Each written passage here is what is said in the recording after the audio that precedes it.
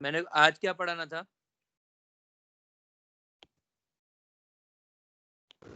Sir वो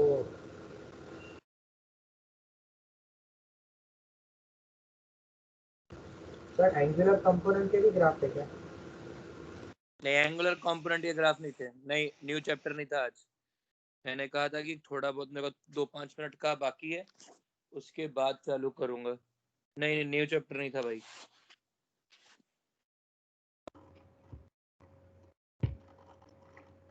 question है, find out distance from nucleus where probability of finding an electron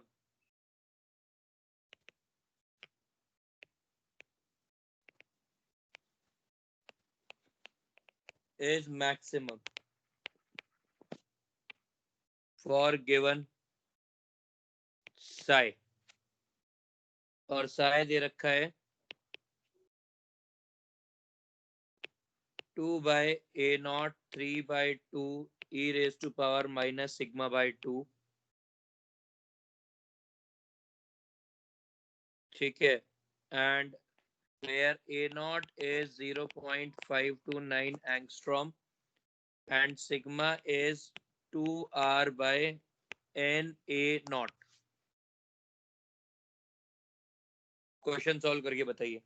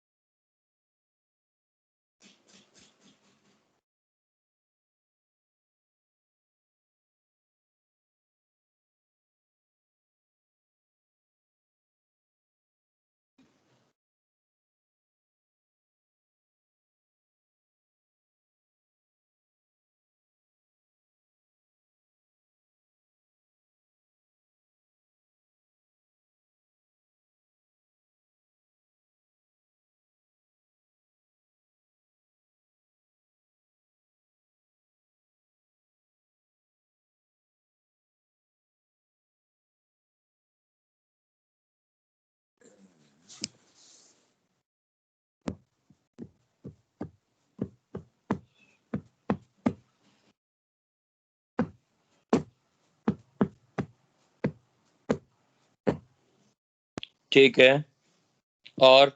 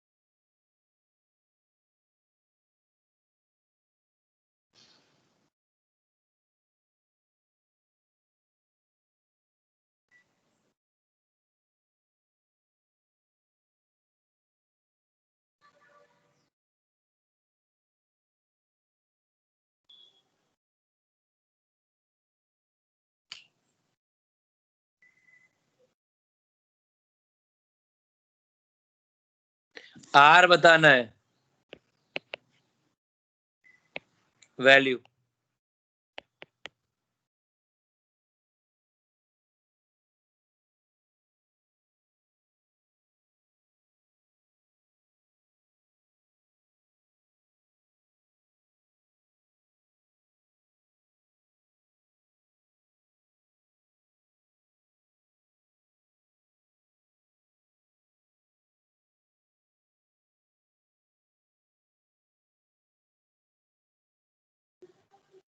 चलिए, सबसे पहले तो आपको ये समझना होगा कि इस केस में जो R है, पहले तो नहीं, प्रणव जीरो नहीं है ना। देखो साई की वैल्यू, साई कुछ नहीं मैटर करता है, साई तो वेव फंक्शन है। प्रोबेबिलिटी फंक्शन क्या होता है? प्रोबेबिलिटी होती है 4 पाई R स्क्वायर साई स्क्वायर, ठीक है। मतलब 2/a0 3/2 dot e raised to power minus sigma by 2, which is 2r by n a0, या sigma by 2r by n a0 by 2 से 2 कैंसिल, डॉट 4 पाई r स्क्वायर। अब यदि आपको प्रोबेबिलिटी फंक्शन मैक्सिमम चाहिए तो ये वाला इसका जो डेरिवेटिव होगा वो 0 के बराबर चाहिए। तो इसको आप डिफरेंशिएट करके देखो। जब आप इसको डिफरेंशिएट करोगे तो ये क्या आएगा?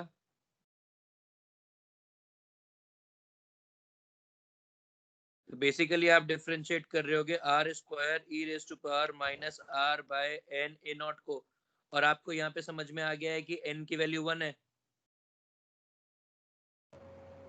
तो r square equals to e raise to sir power, आपने साई स्क्वायर क्यों नहीं किया? हाँ, साई स्क्वायर क्यों नहीं किया? मैं साई स्क्वायर नहीं किया क्या? नहीं सर। ये लो साई स्क्वायर। तो आर वो, तो बेसिकली ये हो जाएगा n की वैल्यू 1 आ जाएगी, तो ये आ जाएगा r square dot e raise to power minus 2r by a naught. Sir बोल ना भाई। सर वो ई रेस टू पावर में भी आएगा ना स्क्वायर? कांस्टेंट का तो छोड़ दो। मैंने तो ई रेज टू पावर में तो किया है स्क्वायर।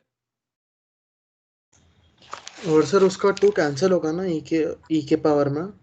नहीं, एक तो 2 कैंसिल हो गया, दूसरा 2 रह जाएगा ना। हाँ सर वो कांस्टेंट का क्या हो गया, जीरो में डाल दिया? उससे क्या फर्क पड़ता है? डिफरेंशिएशन में कांस्टेंट ही कोई मतलब ही नहीं होता है। इसको डिफरेंशिएट करो, क्या रिजल्ट आता है बताओ। Waiting.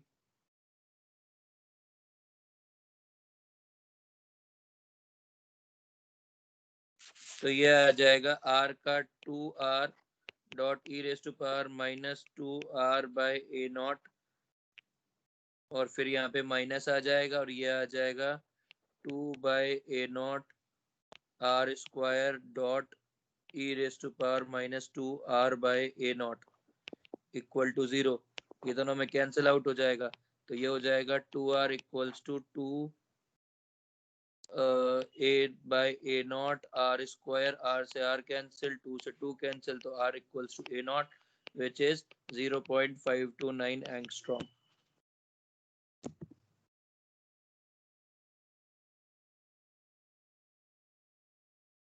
Are we clear? Sir ये थ्योरेटिकल क्वेश्चन था ना एक तरह से, क्योंकि मैक्सिमम प्रोबेबिलिटी तो सेंटर के नजदीकी होती है। किसके नजदीक रहती है? मतलब सर एनसीईआरटी में वो डायग्राम दिया है ना जिसमें प्रोबेबिलिटी डेंसिटी दी है कि इलेक्ट्रॉन डेंसली कहाँ मिलता है। तो कहाँ मिलता है? सर फर्स्ट शेल में के नजदीक उसकी प्रोबेबिलिटी ज्यादा बोलते हैं। तो ये फर्स्ट, और ये क्या है? ये फर्स्ट शेल ऑफ हाइड्रोजन की वैल्यू है। ये वैल्यू पूरा एग्जैक्ट वेव फंक्शन हाइड्रोजन का ही दे रखा है, और मैं यहाँ पर यही बताने वाला हूँ कि भाई आप समझिएगा कि मैक्सिमम प्रोबेबिलिटी जो है, ये जो इक्वेशन थी ना साई, ये जो साई की इक्वेशन थी, ये हाइड्रोजन एटम के लिए थी। हाइड्रोजन एटम के 1s की इक्वेशन थी, और इसका जो आपने मैक्सिमा फाइंड आउट किया, वो मैक्सिमा आया 0.529 एंगस्ट्रॉम, कि भाई इलेक्ट्रॉन फाइंडिंग प्रोबेबिलिटी यहाँ पर मैक्सिमम है। और बोर ने भी यही कहा था कि इलेक्ट्रॉन जो होगा वो 0.529 एंगस्ट्रॉम पर मिलेगा। तो यहाँ पर बोर के रिजल्ट और श्रोडिंगर वेव मॉडल के रिजल्ट्स सिमिलर आए थे। Are we clear? सर वो डिफरेंशिएशन मतलब एक बार स्क्रीन दिखाओ ना सर। यार ये ले।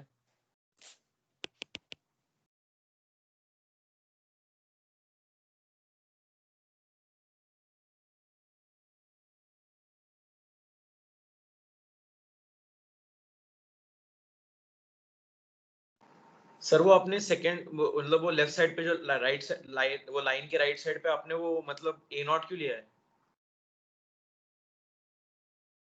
अरे यार ये रहा ना फंक्शन,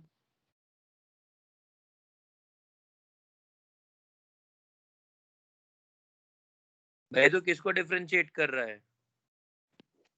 तुम डिफरेंशिएट कर रहे हो d by d r r square dot e raise to power -2r by a naught को डिफरेंशिएट कर रहे हो और 0 के बराबर कर रहे हो। डिफरेंशिएशन तो करेगा ना, प्रोडक्ट रूल लगाएगा कि नहीं लगाएगा? Sir n equal to 1 sir e की पावर x का डिफरेंशिएशन तो e की पावर x से होता है ना? अबे x, अच्छा e की पावर x का डिफरेंशिएशन e की पावर x होता है, पर e की पावर 2x का डिफरेंशिएशन 2e की पावर 2x होता है। सर हाँ सर वो बोल n भाई। कहाँ पे गया? अबे n1 आ गया ना भाई, एक भी नोड नहीं है। कल ये तो सिखाया था कि n की वैल्यू 1 आ जाएगी। हाँ वो वाला माना है। सर एक बार वो करके बताओ ना सर कैसे क्या हो। भाई पहले इसका डिफरेंशिएशन करेगा, इसका डिफरेंशिएशन आएगा 2r dot e raise to power 2r by a naught. फिर इसका डिफरेंशिएशन करेगा तो अब ये इसका मतलब आर नॉट बाद में, आर स्क्वायर बाद में देते हैं। इसका डिफरेंशिएशन करेगा तो क्या आएगा? ये आएगा 2a बाय ए नॉट आ जाएगा, e raise to power -2r by a naught. खत्म भाई। एक बार इसका डिफरेंशिएशन करेगा, एक बार इसका, इन पे प्रोडक्ट रूल लगाएगा कि नहीं लगाएगा? क्या दिक्कत है इसमें?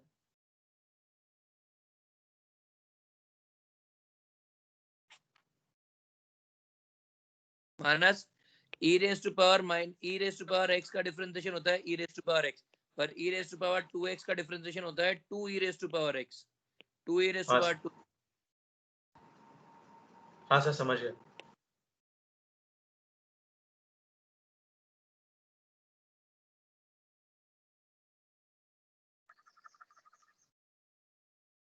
चलिए चेन रूल बोल रहे यार, मेरा दिमाग, इतनी मैथ्स मुझको आती तो मैथ्स नहीं पढ़ा था, केमिस्ट्री पढ़ा था क्या? चेन रूल, प्रोडक्ट रूल पे आगे। अब है ना कुछ कुछ चीजें और भी हैं, जैसे ना क्वेश्चन समझिए। ये हमने जो किया ये रेडियल था सब कुछ। अब एक चीज होती है एंगुलर फंक्शंस। एंगुलर फंक्शंस बताते हैं कि थीटा और फाई कितने कितने होंगे। मतलब यदि आपने कहा कि इलेक्ट्रॉन फाइंडिंग प्रोबेबिलिटी इस डिस्टेंस के ऊपर है और ये डिस्टेंस है मान लो x, तो ये कितने एंगल के अंदर मिल सकते हैं? तो ये इतने एंगल के अंदर मिल सकते हैं, तो ये वाले रीजन के अंदर वो मिलेंगे, बाकी सब में वो नहीं मिलेंगे। Thank you. सर बोल भाई। एक बार वापस बताओ ना, मैं डिस्कनेक्ट हो गया था ये एंगुलर फंक्शन के पद से। मैंने बताया ही नहीं कुछ। वो कुछ नहीं बताया क्या? नहीं, बस ये शंख बना के छोड़ दिया है, मतलब डमरू बना के छोड़ दिया है अभी तो। हाँ तो क्या है वो? भाई बता तो रहा हूँ, बताऊंगा तो अभी ना। अच्छा ठीक है। तो यदि आप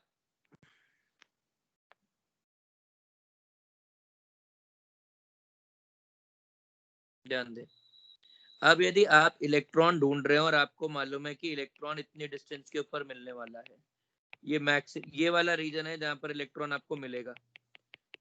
अब एक तो हुआ डिस्टेंस डिस्कवर हो गया। डिस्टेंस डिस्कवर करने के लिए किसने हेल्प कर दी? वो हेल्प कर दी रेडियल फंक्शन की इक्वेशन ने। वो हेल्प कर दी रेडियल फंक्शन के इक्वेशन ने। एंगल ये बताएगा कि वो कितने पर्टिकुलर एंगल के अंदर है, बस इतने से के अंदर है। सर स्क्रीन बोलना भाई, लैग कर रही है। कितने लोगों का लैग कर रहा है? नहीं सर, अच्छा चल रहा है। हाँ, नहीं लैग है सर। सर थोड़ा थोड़ा सा लैग गया। कोई बात नहीं यार, अभी देखो I can not help it. आगे समझिए। तो ये जो चीज है ना, ये एंगुलर फंक्शन होता है।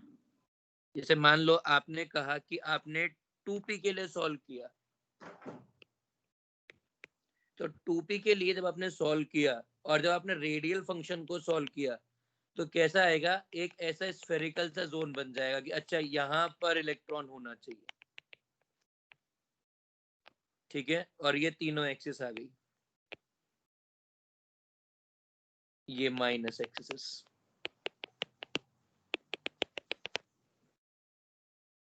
ठीक है। ये तीनों एक्सिस आ गई, ये प्लस और ये माइनस में। सर टूपी के लिए तो डबल से अबे समझा रहा हूँ ना यार, क्यों समझने से पहले काहे को बोलना जरूरी है भाई। अभी समझा तो लेने दे, मैं क्या समझा रहा हूँ, बोल भाई। सर जब रेडियल और इसको कंबाइन कर देंगे तो हमें वो वॉल्यूम मिलेगा क्या जिसमें मैक्सिमम प्रोबेबिलिटी है? चुप कर अभी चुप कर, पहले समझाने दे क्या बोल रहा हूँ। अरे मैं कुछ समझाना चाह रहा हूँ, प्लीज मेरे इमोशंस को समझो। ये प्लस वाई, ये माइनस वाई, ये प्लस जेड, ये माइनस जेड। तो आपके पास क्या है ना, ये पूरा एक स्फेरिकल जोन आ गया जिस, और यहाँ पर ये न्यूक्लियस है। इस न्यूक्लियस से इतने डिस्टेंस के ऊपर इलेक्ट्रॉन मिलना चाहिए, ठीक है। पर एंगुलर फंक्शन क्या काम करेगा, एंगुलर फंक्शन इस रीजन को लिमिट कर देगा कि ये यहाँ पर, ये ऐसे लिमिट कर देगा यार, एक तो ये फ्रस्ट्रेटिंग होता है। एंगुलर फंक्शन इसको लिमिट कर देगा ऐसे कि ये वाले एंगल के अंदर इलेक्ट्रॉन मिलेगा या फिर इस वाले एंगल के अंदर इलेक्ट्रॉन मिलेगा, या और एक तरफ वो लिमिट कर देगा कि इस वाले एंगल के अंदर इलेक्ट्रॉन मिलेगा या इस वाले एंगुलर फंक्शन के अंदर इलेक्ट्रॉन मिलेगा। इस वाले में इलेक्ट्रॉन मिलेगा या इस वाले में इलेक्ट्रॉन मिलेगा। तो बेसिकली उसने ये तीन रीजन स्पेसिफाई कर दिए, और फिर आपके लिए जो बीच की स्पेस है, बीच की स्पेस कौन सी वाली, बीच की स्पेस ये वाली, यहाँ पे इलेक्ट्रॉन नहीं है।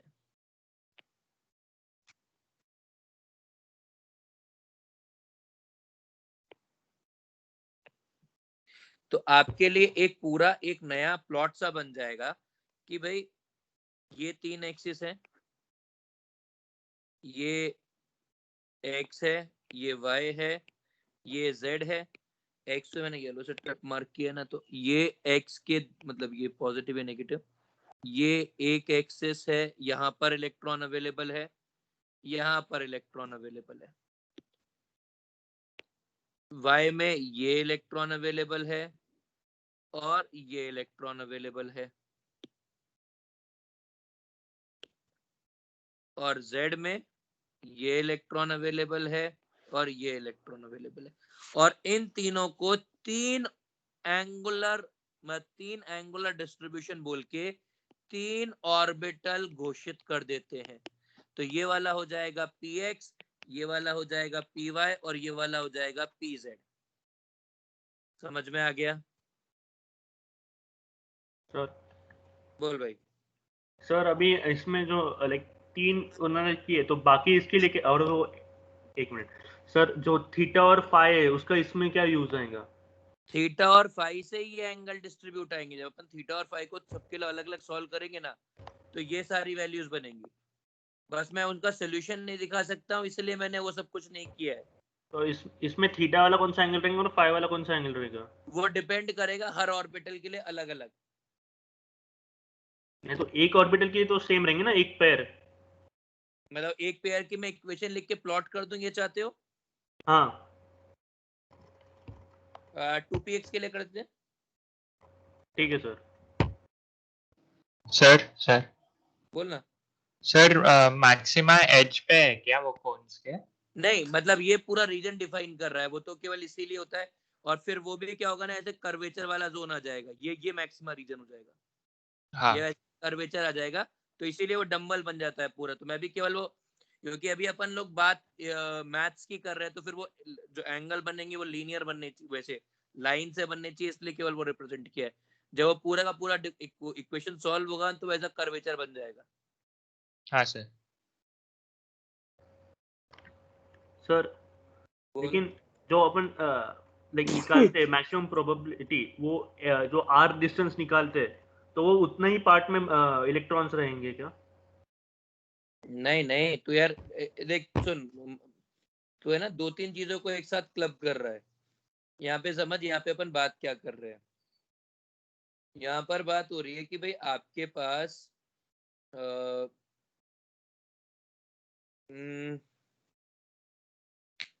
क्या बोलूं उस चीज को,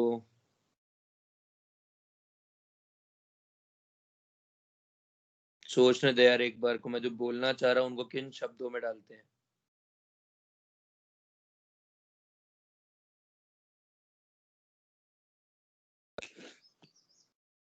भाई हम लोग जब बोल रहे हैं ना कि इलेक्ट्रॉन है, तो इलेक्ट्रॉन इस रीजन से ले, इस पूरे रीजन के अंदर कहीं पर भी हो सकता है। यहाँ पर इलेक्ट्रॉन मिलने की प्रोबेबिलिटी मैक्सिमम है।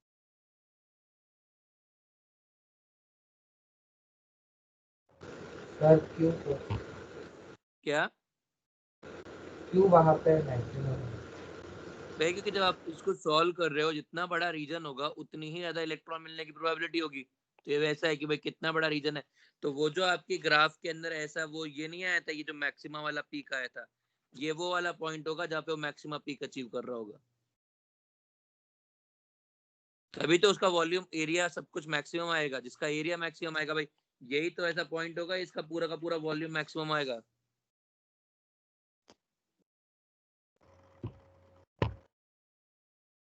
अभी सर कुछ तो समझा? वो बोलना। सर वो कौन सेंटर ऑफ एटम से ओरिजिनेट होते हैं, न्यूक्लियस के सेंटर? ये न्यूक्लियस का सेंटर है। तो हर मतलब हर ऑर्बिटल का वैसे ही रहता है सेंटर से? हाँ बिल्कुल, हर ऑर्बिटल का वैसे ही रहता है। हर ऑर्बिटल का वैसे रहता है। ऐसे अभी मैं थोड़ा सा और भी आगे डिस्कस करना चाह रहा हूँ, पर यदि मेरे को आगे बढ़ने दोगे तो वैसा है। मैंने आज अभी जो क्लास अभी अपन कर रहे हैं, ये स्पेसिफिकली सिर्फ JEE advance point of view से कर रहे हैं। अपन आज कुछ भी और ऐसा नहीं कर रहे हैं जिसके अंदर मतलब अपन ये बोल पाए कि ठीक है था, ठीक है ना।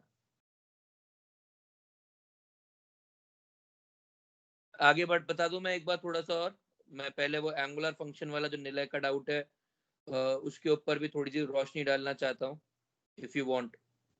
नहीं तो फिर कोई बात नहीं। नहीं सर, बताइए ना वही क्वेश्चन एकदम। हाँ भाई, ऐसे आपने कहा कि px है।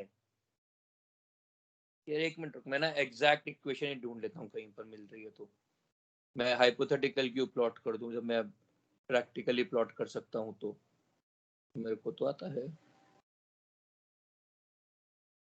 एक मिनट होल्ड करना ना बस।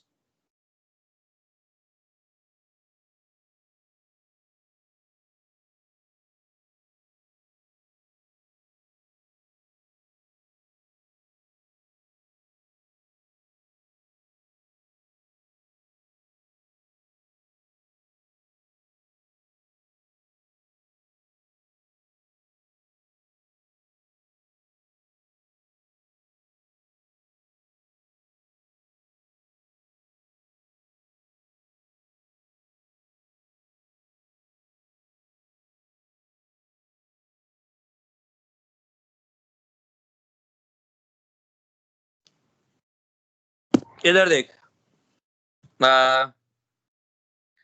नीले, हाँ सर। मैं पूरी इक्वेशन लिख रहा हूँ, फिर अपन उसके ऊपर बात करते हैं ना, चलेगा? हाँ ठीक है सर, स्क्रीन फ्रीज हो गई है। अभी आई। हाँ आ गई।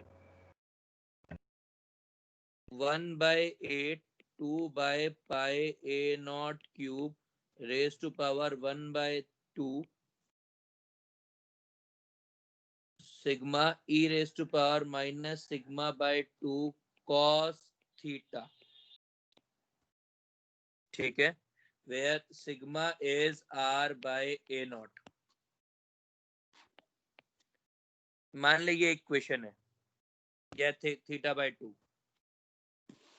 अपन जो भी कोई प्लॉट करते हैं ना, रेफरेंस एक्सिस क्या रहती है? रेफरेंस एक्सिस रहती है z। तो तुमने क्या किया कि ये z प्लॉट किया, तुमने ये थीटा डिफाइन किया, और ये पूरे थीटा की टर्म्स में एक थीटा के फ्रेम में, मतलब वो जो सर्कुलर जोन बना ना, इधर समझ भाई, वो जो कुछ बना वो स्फेरिकल जोन बना है, वो ऐसा बना है। उस ऐसे में ये z एक्सिस के अबाउट ये वाला थीटा निकाल दिया, बस ये थीटा है, ठीक है। और अब जो ग्राफ बचेगा वो ग्राफ बच जाएगा ऐसा,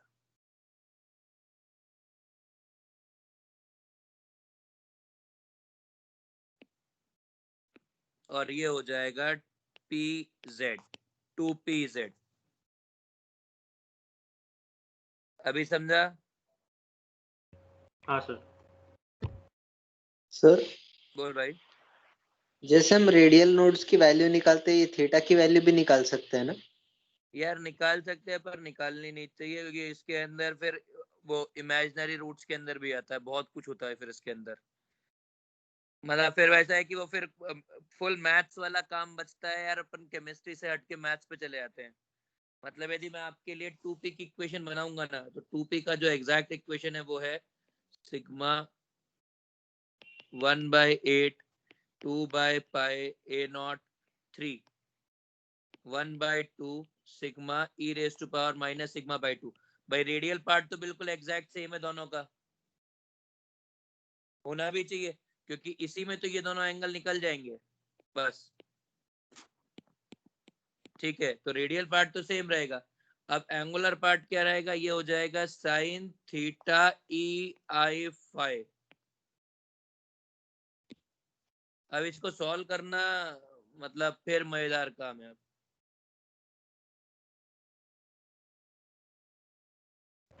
सर इसके लिए कॉम्प्लेक्स नंबर सीखना पड़ेगा। अरे सर इसमें फेजर्स बहुत भी कुछ आएंगे ना, क्या फेजर्स भी आएंगे ना इसमें, क्या आएंगे? फेजर्स वो अरे बहुत कुछ है, देख सुन, जो भी कुछ आएगा आएगा, मेरे को अभी उनसे कोई मतलब नहीं है। इसमें कॉम्प्लेक्स नंबर आएगा, फेजर आएगा, एंगुलर प्लॉटिंग आएगी, जो कुछ आएगी वो आएगी, मुझे उससे बहुत मतलब नहीं है। अभी अपन सिर्फ इतना सा डिस्कस कर रहे हैं कि एक इक्वेशन का इंटरप्रिटेशन क्या क्या हो सकता है। तो एक जो इजीएस्ट था जो pz के लिए, क्योंकि उसके अंदर एक ही एंगल आएगा, वो मैंने डिस्कस कर दिया बस। सर बोलना सर साई कैसे रिप्रेजेंट होगा ग्राफ पे, लाइक कौन सा एंगल रहेगा साई? साई कौन सा है? सर एक नहीं, इसमें नहीं, जो सेकंड इक्वेशन लिखा आपने। हाँ फाई, सॉरी, हाँ 5।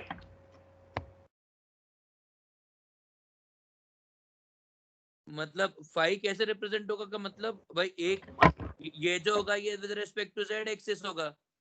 नहीं, वैसे एज इन आपने अभी ये जो एंगल बनाया थीटा, वो हाँ। सर्कल के अंदर वाला एक एंगल बना है, तो जो दूसरा वाला रहेगा पाए, वो कैसे रहेगा? मतलब सॉलिड एंगल रहेगा या फिर सादा एंगल रहेगा? भाई ये ऐसा। सब सॉलिड एंगल के अंदर ही बात हो रही है, ये भी सॉलिड एंगल के ऊपर ही बात हो रही है, क्योंकि 3 डायमेंशनल एंगल होगा ना। ये तो मैं सर्किल में बनाया इसलिए ऐसा बनाया, यदि तू स्फीयर में बनाएगा तो सॉलिड एंगल ही बनेगा।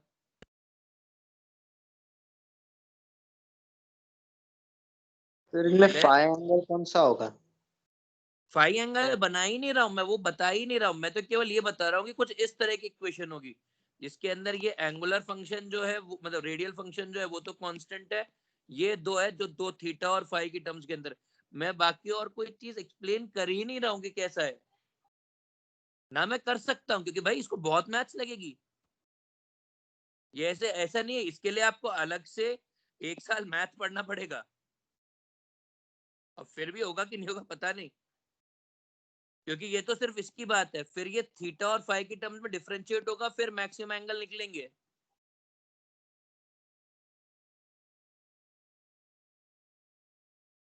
ठीक है। हाँ सर।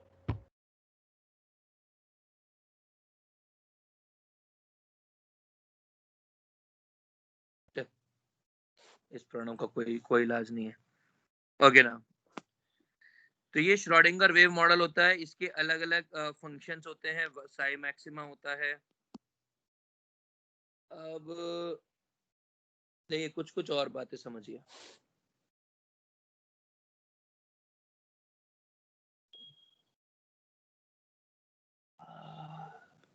इतनी बकवास करने के इंसान भूल जाता है कि वो क्या बोल रहा था।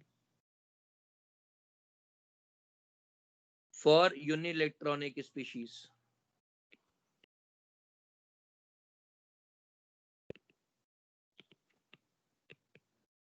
for unielectronic species,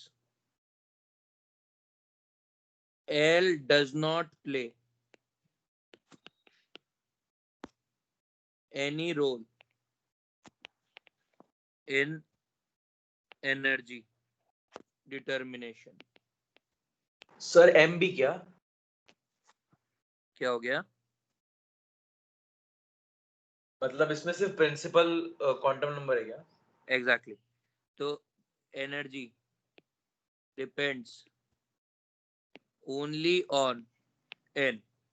तो इसीलिए hydrogen, helium plus, lithium plus 2 वगैरह के लिए 1s से ज्यादा एनर्जी होगी 2s इक्वल्स टू 2p, इनसे ज्यादा एनर्जी होगी 3s equals to 3p equals to 3d, इससे ज्यादा एनर्जी होगी 4s equals to 4p equals to 4d equals to 4f।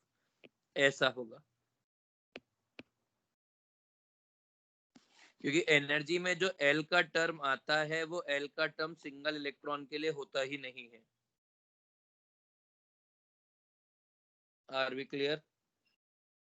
इसीलिए मतलब एक बार एक क्वेश्चन आया हुआ है कि जो व्हाट इज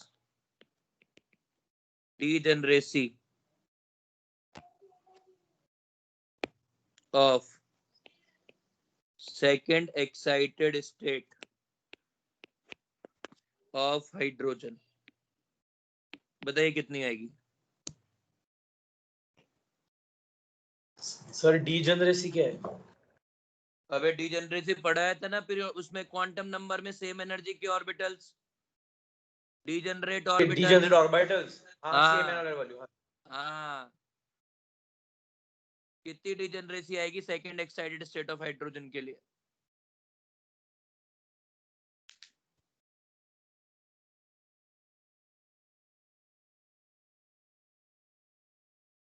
बताओ।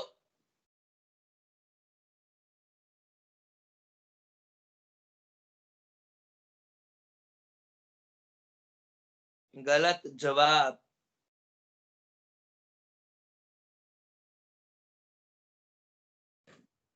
गलत जवाब।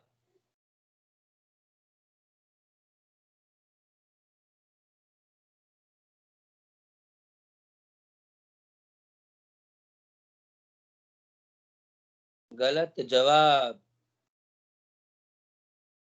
गलत जवाब।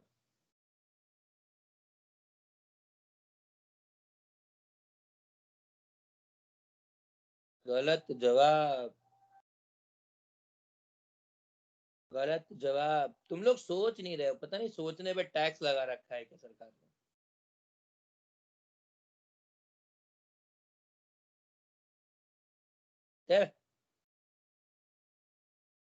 क्या प्रणव क्यों ऐसा कर रहा है कि भाई मैं तेरे को ऐसा बोलूं कि इतना जीनियस मत बन? रिक्वेस्ट, गाली खाने का काम मत कर। श्रेयांश ने बोला है 10, नहीं है, नहीं है।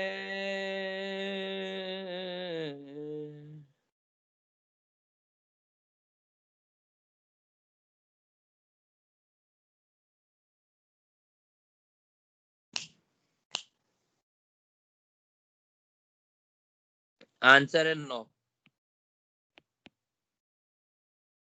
देखो कैसे, हाइड्रोजन का सेकंड एक्साइटेड स्टेट मतलब थर्ड शेल। थर्ड शेल में कितने ऑर्बिटल्स होंगे? एक होगा 3s, 3 होंगे 3p के, और 5 आएंगे 3d के। इन सब की एनर्जी सेम है, तो ये डीजेनरेट है।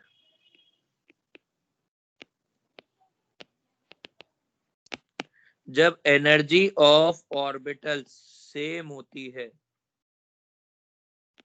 तो उनको डीजेनरेट बोलते हैं। Are we clear?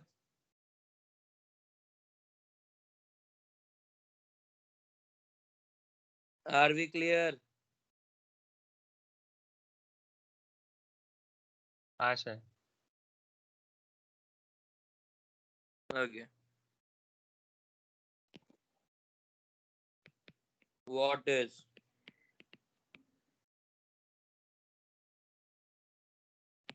degeneracy of second excited state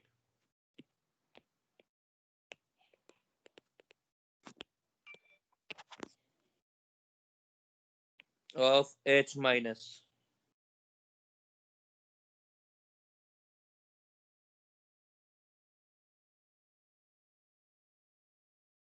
बताइए। गलत जवाब नमेश। मतलब थोड़ा तो सोचता है यार प्लीज, मतलब इतना अरे तेरे। सर वो गलती से H प्लस एकदम दिमाग में आके इसके लिए 0 कर दिया मैंने। अच्छा, गलत जवाब निलय। अभी मैं इस क्वेश्चन को सम्मान दे दूंगा। नहीं, गलत जवाब मानस।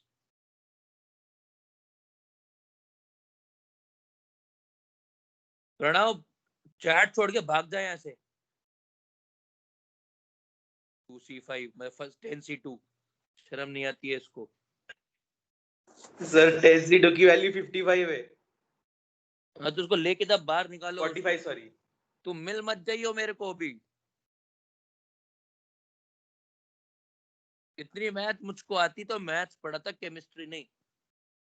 देखो अब समझो, H माइनस कितना इलेक्ट्रॉन है? ये 2 इलेक्ट्रॉन सिस्टम है। श्रेयांश सही सही जवाब। 2 इलेक्ट्रॉन सिस्टम है, मतलब यहाँ पर जो एनर्जी होगी वो एनर्जी N+L के ऊपर डिपेंड करेगी। और N+L पे डिपेंड करने के बाद मतलब ये इलेक्ट्रॉन है फर्स्ट S के अंदर, तो इसकी फर्स्ट एक्साइटेड स्टेट हो जाएगी 2S और सेकंड एक्साइटेड स्टेट हो जाएगी 2P। तो इसमें कितनी डिजेनरेसी है? 3। समझ में आ गया है?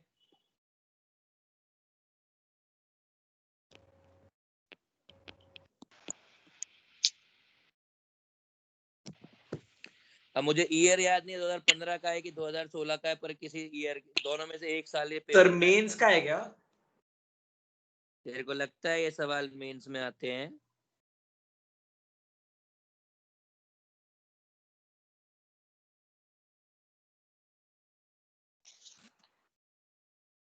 सर बोल। सर आपकी स्क्रीन प्रेजेंट नहीं हो रही, मैं डिस्कनेक्ट हो गया था अभी 15-20 मिनट के लिए।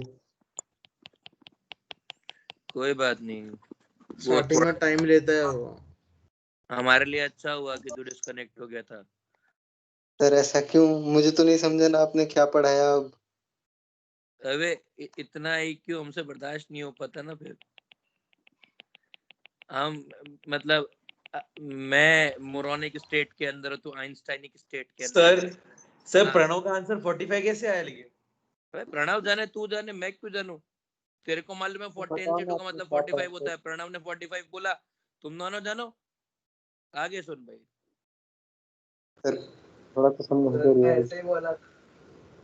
तो what is degeneracy of second excited state of H minus? देखो अब H माइनस कैसा है, वो 2 इलेक्ट्रॉन सिस्टम है। यदि वो 2 इलेक्ट्रॉन सिस्टम है तो उसके अंदर जो एनर्जी वैल्यू है वो N+L पे डिपेंड कर रही है। यदि N+L पे डिपेंड करी तो इलेक्ट्रॉन ग्राउंड स्टेट 1s में। सेकंड फर्स्ट एक्साइटेड स्टेट कौन सी होगी? 2s, क्योंकि 2s की 1s से ज्यादा एनर्जी है 2s में, 2s से ज्यादा एनर्जी है 2p में, 2p से ज्यादा एनर्जी है 3s में। तो ये फर्स्ट एक्साइटेड स्टेट हुई, ये सेकंड हुई, ये थर्ड एक्साइटेड स्टेट हुई। उसके बाद 3p, ये फोर्थ एक्साइटेड स्टेट हुई। तो सेकंड एक्साइटेड स्टेट के अंदर कितने ऑर्बिटल्स है? 3, तो इसकी डिजेनरेसी होगी 3। Are we clear?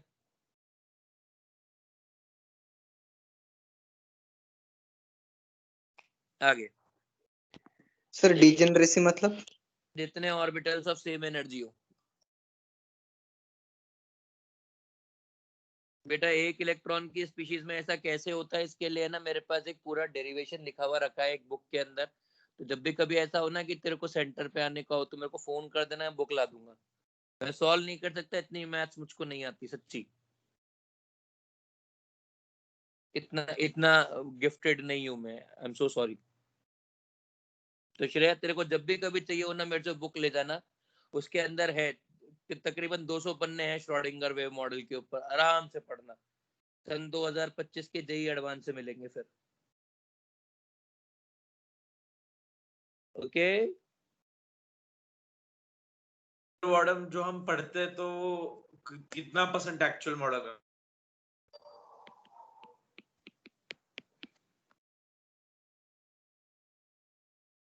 नहीं, आई वॉज रूड। ले आऊंगा। सर बुक का नाम क्या है? अरे बुक का नाम क्या है यार, कोई भी क्वांटम केमिस्ट्री की बुक के अंदर होता है, तो क्वांटम केमिस्ट्री की बुक है मेरे पास, सीधा सा है। केएल कपूर में है, केएल कपूर ले आऊंगा। और एक और बुक है मेरे पास, डीएन वाजपेयी, उसमें भी बहुत सारा hydrogen model, Schrodinger wave model दे रखा है, तो वो भी ले आऊंगा। तो जिसको जो पढ़नी हो पढ़ के मेरे को बुक लौटा देना प्लीज, क्योंकि मेरी बुक्स अक्सर जाती हैं और वापस नहीं आती हैं। रिक्वेस्ट रहेगी कि वापस लौटानी है। चलिए आगे प्लीज। यहाँ तक समझ में आ गया है अपने पूरा श्रोडिंग। देखिए इतना श्रोडिंगर वेव मॉडल मैं, अमान तू बुक ले जाना, बुक पढ़ना, आराम से मुझे बता देना कि उसमें क्या क्या दे रखा है। इतनी हिम्मत नहीं हुई, बुक केवल मैंने इसलिए खरीदी थी कि कोई बच्चा मेरे से पूछेगा कि सर ये कैसे सॉल्व होता है, तो उसको बुक दे दूंगा। बाकी मैंने आज तक कभी वो बुक पढ़ी नहीं।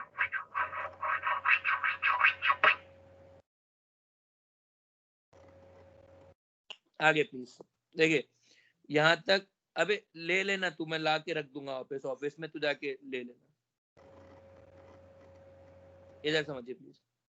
तो ये आपके पास आ गया। एक चीज होती है एंगुलर नोड्स। एंगुलर नोड्स को प्लेनर नोड्स भी बोलते हैं।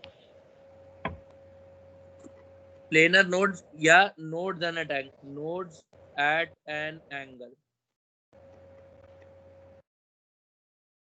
इसमें सर बोल भाई। सर आपने वो बेसिस टू द स्ट्रक्चर में बोला था कि वो कोनिकल नोड्स होते, तो वो कौन से वाले हैं? अभी सबर रख, पहले ये तो खत्म करने दे। पहले यार देख, आज की क्लास में मेरे को खत्म करना है, इसलिए पहले मेरे को खत्म कर लेने दो, मैं बाद में बात करता रहूंगा, जाऊंगा नहीं मैं, चिंता मत करो। तो एंगुलर नोड्स और प्लेनर नोड्स, तो नोड्स एट एन एंगल, इसकी वैल्यू एल के बराबर होती है। जैसे एस के लिए ये 0 होगा, पी ऑर्बिटल के लिए 1 होंगे, डी ऑर्बिटल के लिए ये 2 होंगे, एफ ऑर्बिटल के लिए ये 3 होंगे। ठीक है, जैसे मान लो मैंने लिखा पी एक्स, ये पी एक्स है, तो ये पी एक्स है, ये एक्स एक्सिस है, ये वाई एक्सिस है और ये जेड एक्सिस है। तो जो भी कोई इलेक्ट्रॉन डेंसिटी है, वो इलेक्ट्रॉन डेंसिटी सिर्फ एक्स एक्सिस के ऊपर ही है, वो वाई में और जेड में नहीं है। तो हम ये बात बोल सकते हैं कि ये जो प्लेन होगा, प्लेन वाई जेड जो होगा, यहाँ पे इलेक्ट्रॉन डेंसिटी 0 है, तो ये एक तरह का एंगुलर नोड है, क्योंकि ये एक एंगल पर डिफाइन होगा। अ प्लेन एट एन एंगल, वहां पर इलेक्ट्रॉन डेंसिटी 0 होगी, इसीलिए इसको एंगुलर नोड बोला है। और क्योंकि ये प्लेन है, इसलिए इसको प्लेनर नोड बोला है। जो अपन ने अभी रेडियल नोड्स पढ़े थे, रेडियल नोड्स को स्फेरिकल नोड्स भी बोलते हैं।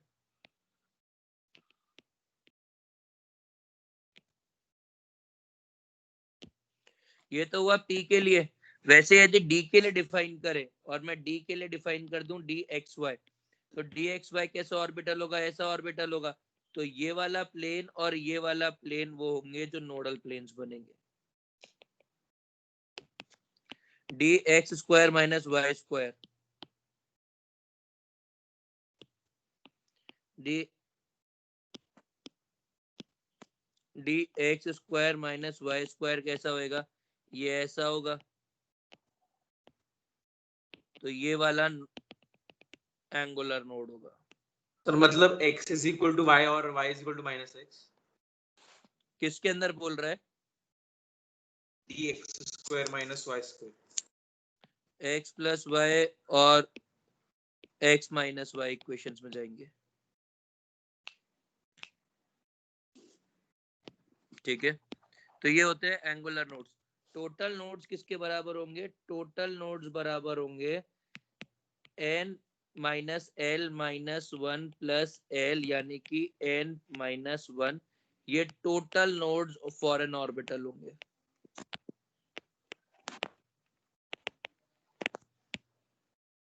Angular plus radial nodes. ठीक है,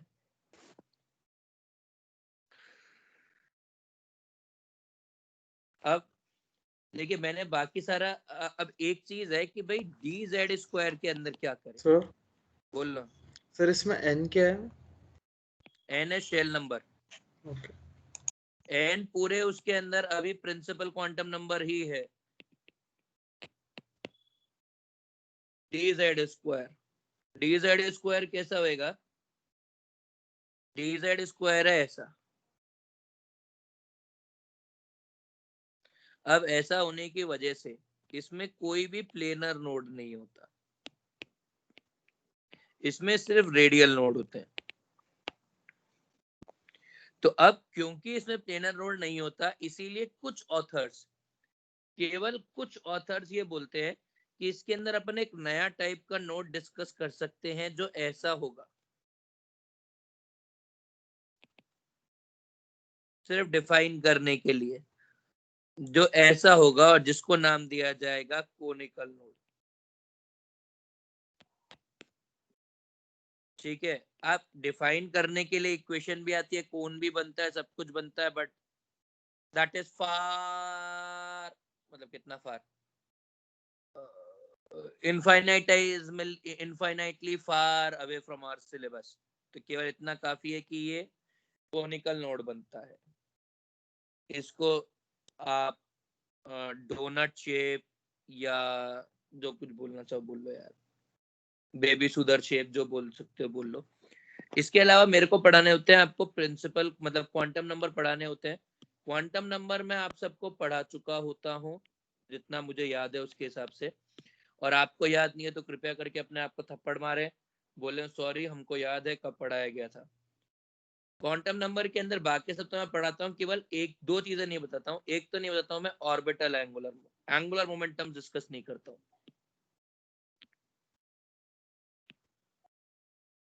मैं। एंगुलर मोमेंटम डिस्कस नहीं करता हूँ। और एंगुलर मोमेंटम दो टाइप का होता है, एक होता है ऑर्बिटल एंगुलर मोमेंटम।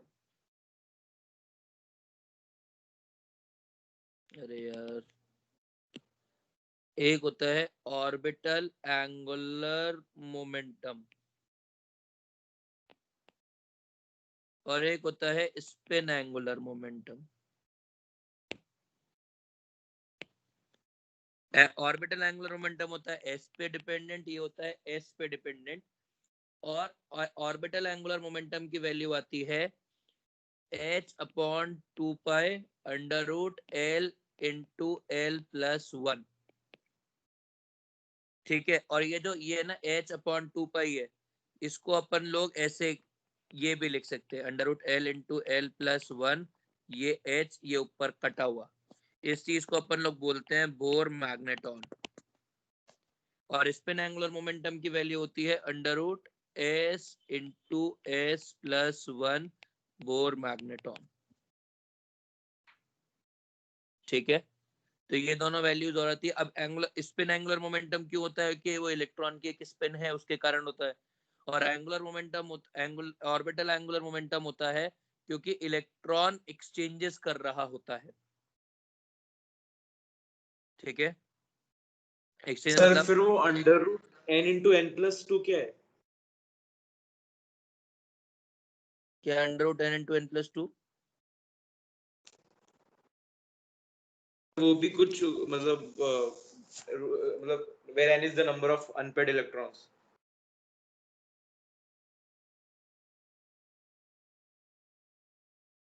सर वो एनआर अवस्थी में दिए हुआ है। क्या दिया हुआ है मुझको याद नहीं है यार। देखो जो मुझको याद है वो मैं लिख देता हूँ, बाकी किताबों में क्या लिख रखा है वो एक बार पढ़ूंगा तभी पता लगेगा। तो जब अपन डिस्कशन करेंगे तब बात कर लेंगे। ठीक है, वही तो वो बात अपने ऊपर क्या लिखा है वो h/2 के बाद मतलब √L वो ऊपर बोर मैग्नेटॉन BM। सर ये जो स्पिन एंगुलर मोमेंटम है उसमें एस क्या डिफाइन कर रहा है, मतलब क्या रिप्रेजेंट कर रहा है? बता रहा हूँ पहले, ये जो L है, ये L क्या हो गया है? ये तो है ऑर्बिटल अजीमुथल क्वांटम नंबर है। सर उसको सब्सिडियरी भी बोलते हैं ना? हाँ यार, उसको एंगुलर बोलते हैं, उसको सब्सिडरी बोलते हैं, उसको अजीमुथल बोलते हैं। सर स्पिन का मतलब होता है टोटल स्पिन, मतलब जो स्पिन होगी अनपेयर्ड इलेक्ट्रॉन्स की, वो। बस बोलो भाई। सर सर वो n in bracket n+2 वाला तो इन मैग्नेटिक मोमेंट है।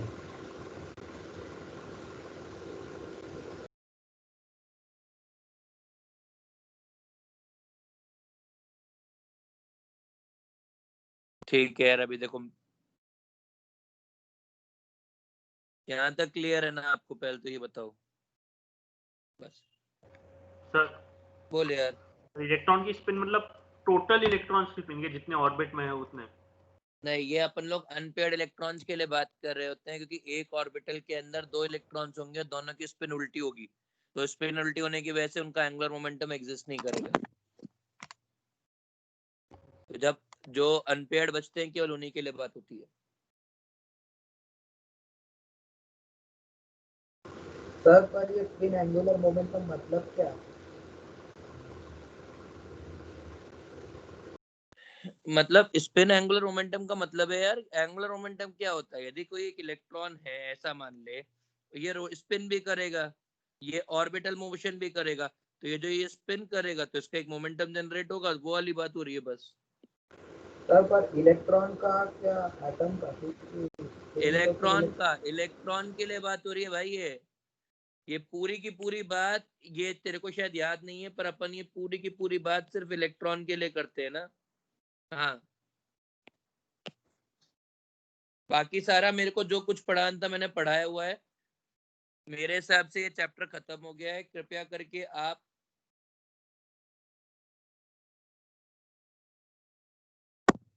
क्या कहते हैं उसको, कृपया करके आप एन अवस्थी नाम की पुस्तक सॉल्व कर ले। एक भाई साहब, यार ये मेरा जीवन ना ऐसा हो रखा है ना। Sir module. हाँ यार, मॉड्यूल, आई नो। आपने भेजी नहीं अभी तक? नहीं भेजी यार, मैं बहुत आलसी हो गया हूँ।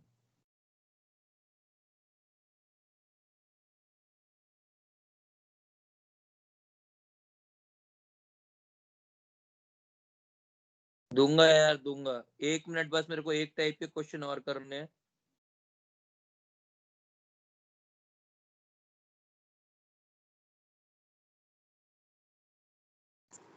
सर वो स्पॉन्टेनियस एनर्जी कौन से टॉपिक का पार्ट है?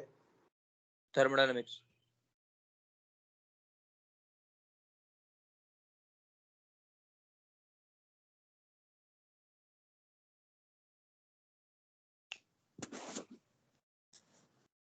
ठीक है, चलिए, ये तो हो गया है। इसके बाद अगला,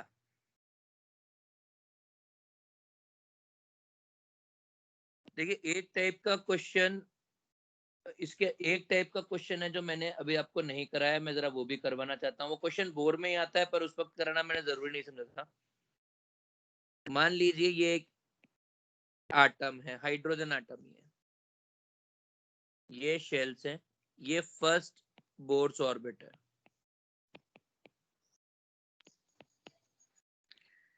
total energy of electron at infinity मान लो 13.6 इलेक्ट्रॉन वोल्ट है। तो find out total energy in first Bohr's orbit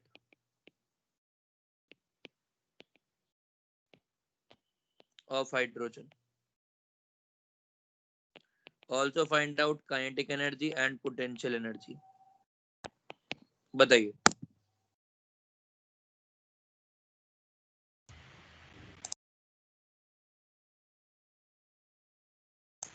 sir जो ऊपर लिखा है total energy at infinity is equals to 13.6, वो क्वेश्चन का ही पार्ट है। अब एक ये क्वेश्चन का ही पार्ट है।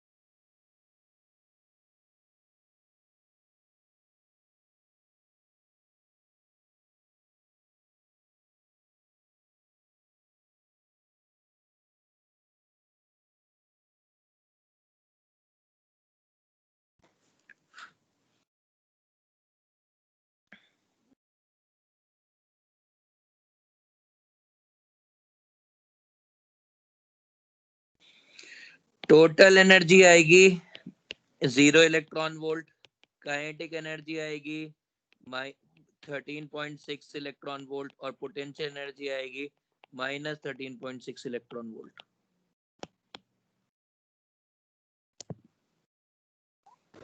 सर टोटल एनर्जी समझा पर काइनेटिक और पोटेंशियल नहीं। अरे काइनेटिक एनर्जी का तो सीधा सा बात है कि भाई यदि इलेक्ट्रॉन फर्स्ट ऑर्बिट के अंदर है तो मोशन करेगा ही करेगा, सेम स्पीड से मोशन करेगा, उसको क्या फर्क पड़ता है। तो काइनेटिक एनर्जी उतनी रहेगी, इतनी रहनी चाहिए, फर्स्ट में उतनी रहेगी, इन्फिनिटी पे कुछ भी हो से कोई फर्क नहीं पड़ता। यदि इलेक्ट्रॉन इस वाले ऑर्बिट में सेटल हुआ है तो उसकी काइनेटिक एनर्जी हाफ mv² होगी।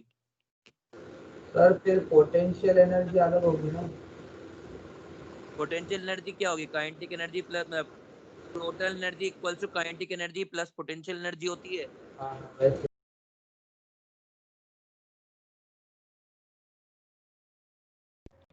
सर तो वो रिलेशन वैलिड नहीं होगा इसके लिए, कौन सा? जो माइनस पोटेंशियल एनर्जी और हाफ काइनेटिक एनर्जी नहीं नहीं, वो सब वैलिड नहीं है। वो सब हो भी नहीं सकता है ना कि आपके पास इन्फिनिटी के ऊपर वो 13.6 है, आप पहले इन्फिनिटी पे 0 लेके चलते हो। तो बेसिकली ये कंसेप्ट ऐसा है कि भाई आपके पास ये न्यूक्लियस है, ये ऑर्बिटल्स है, यहाँ इन्फिनिटी पे ये 0 था, तो जब आप इलेक्ट्रॉन को इन्फिनिटी से यहाँ लेके आए तो इसने एनर्जी कितनी लूज की? एनर्जी लूज की उसने 13.6 इलेक्ट्रॉन वोल्ट। तो यदि यहाँ पे 13.6 इलेक्ट्रॉन वोल्ट पे था तो यहाँ पर आके इसकी टोटल एनर्जी हो गई 0। यदि ये यहाँ पे 0 पे था तो ये एनर्जी हो गई -13.6 electron volt. Are we clear? हाँ सर। हाँ, तो आपको ऐसे यदि मान लो कि ऐसा दे रखा हो कि ये है, यहाँ पर एनर्जी निकालो, यहाँ पे जो टोटल एनर्जी है वो x है, तो इस वाले पॉइंट पर कितनी एनर्जी हो जाएगी? इस वाले पॉइंट पर एनर्जी हो जाएगी x - 13.6 इलेक्ट्रॉन वोल्ट। सिंपल, ठीक है।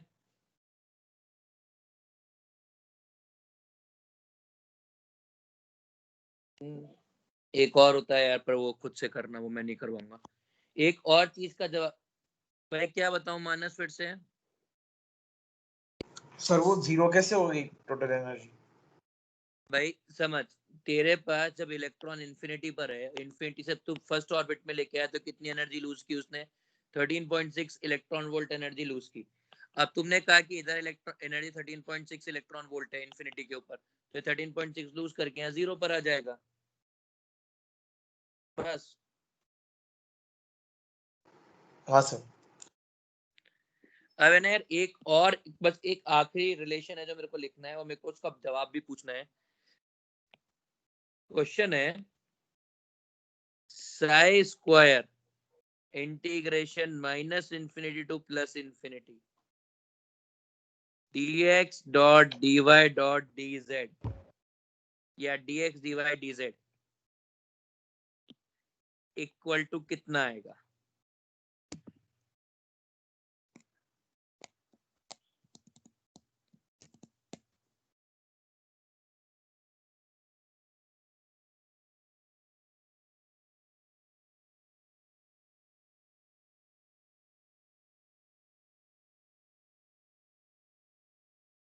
नहीं श्रेयांश, नहीं मानस,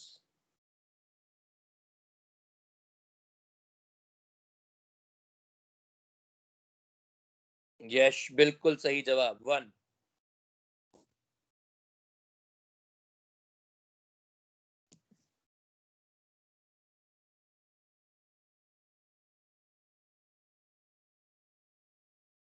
क्यों आएगा 1?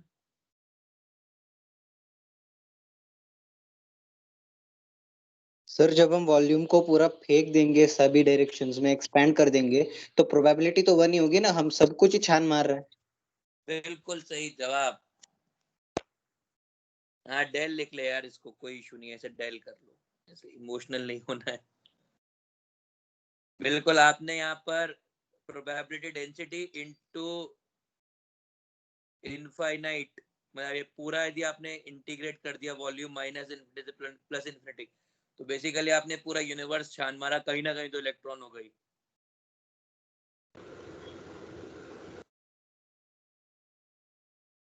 ठीक है साहब, मेरे हिसाब से एटॉमिक स्ट्रक्चर खत्म हो गया। यदि कुछ बचेगा तो क्वेश्चन के फॉर्म्स में आपको मिल जाएगा, तो अपन और डिस्कशन कर लेंगे।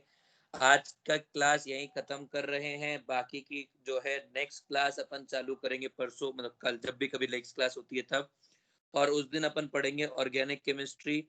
आई होप आपको